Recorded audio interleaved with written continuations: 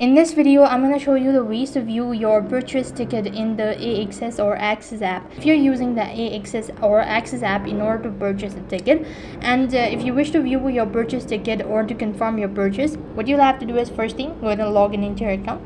When you're logged into your account, this is basically how it's going to look like. And here you need to go ahead and tap on My Events located right over here, or there's this icon at the bottom, or else if you're unable to find the option right at the bottom then you could go to your profile, and from here you could go ahead and select account settings, and then you could go ahead and select history or purchase history or something like My Event or something similar. So basically what you can do is, in order to go ahead and look for the purchase ticket, you need to go to My Ticket, and after that, under My Ticket, you'll be able to see this option as My Event as well. And if you go ahead and press on it, then you should be able to see your purchase ticket.